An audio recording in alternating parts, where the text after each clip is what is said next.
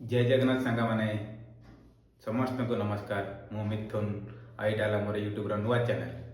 आउ आशा करुच्ची आपण मैंने मत ढेर सारा भल पाइबा देवे आउ मु नुआ चैनल को बहुत आगे बढ़ाइबे आउ मु आज जो विषय वस्तु नहीं सी हूँ गणित तथा मैथ जहाँकि आमर अधिकांश पिला मानकर प्राय गणित दुर्बल था मु चेष्टा करी कि नुआ नुआ ट्रिक मध्यम सहज करने जदि आपण मानकु मो पाठ पढ़ा मो ट्रिक भल लगुच तेबे यही मोर नूतन चैनल को सब्सक्राइब करेंगे लाइक करेंगे। जय जगन्नाथ सांग मैंने आशा करुच्ची आपण मैंने निश्चय भल देवे आज आम पढ़ा समदशक मित्रक ये जो विषय वस्तु पढ़ा यहाँ प्राय शिशु मंदिर थाए शिशु मंदिर में ये विषय वस्तु थाए आज आपण मानक बुझेबी आपण मानक तीनोटी दिया प्रश्न तीनोटी मु दीटा बुझेबी गोटे आपण मानक एचडब्ल्यू देबी आपण एई आर आंसर सठिक भाव में कमेंट माध्यम जनइबे आसंतु बुझे प्रथम प्रश्न देखो समदशक मित्र को कहले 10 घर समान समदशक कहले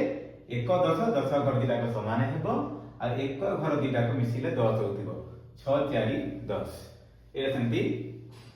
9 1 10 ये दीटा को समान है 10 घर दीटा समान है ये देखो 8 2 10 ये 8 8 समान रहला आसंतु एबे हम तार गुणफल निर्णय करिबा आमे कोन करिया प्रथमे एक घर दीटा जहा अछि ता गुणी देबा एक घर कोन 6 आ 4 6 को 4 गुणिले केते हेबो आपन तो पणी के जानती जदि पणी के जानि नांती आमे निश्चित करे 2 करू 10 को अति कम रे आमे 10 पर्यंत निहाती अब जानि आवश्यक जे न जानिबा हम केबा गुणफल करि परिबा नाही तो एबे हम जानिबा 6 को 4 गुणिले केते हेबो 6 4 24 24 एक घर संख्या गुणफल पाई गले 24 एबे कोन करे 6 6 समान थिबारु आम शेष संख्या ऊपर संख्या और परवर्ती दीटा संख्या जोटा ना चले किंतु हम प्राय आम ऊपर संख्या परवर्ती नबा 6 र परवर्ती है 7 6 को 7 गुण 6 सप्ताह 42 6 7 6 सप्ताह को गुणी देले उत्तर वाला 42 10 बार पाई गले उत्तर टोटल पाइले 4 गले 224 एबे सेंति आम गुणी परबे एटा करबा प्रथम 9 को 1 गुणी 9 के 9 मन रखु गोटे जिन मन रखिए आप एक घर दीटा जो गुणवा देवे गोटिकिया अंक मान संख्या बाहर गोटा बाम पट शून्य बसईदेवा जदि गोटिकिया अंक बाहर शून्य बसईदेवा जदि दुईटिका अंक बाहर शून्यर आवश्यकता ना एवं एक गोटा पाइल 9 के 9 शून्य पाईगले एवं 7 7 सामान थी आम ऊपर परवर्ती संख्या नहीं केते 7 परवर्ती 8 7 8 56 56 5609 आमे दीटा कर आंसर पाई गले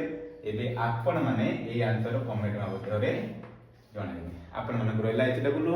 आशा करछि मोर एई पढ़ाटी आपण मन निश्चय भल लागतिबो यदि भल लागतिबे लाइक एवं सब्सक्राइब निश्चय करिबे रहउछि जय जगन्नाथ।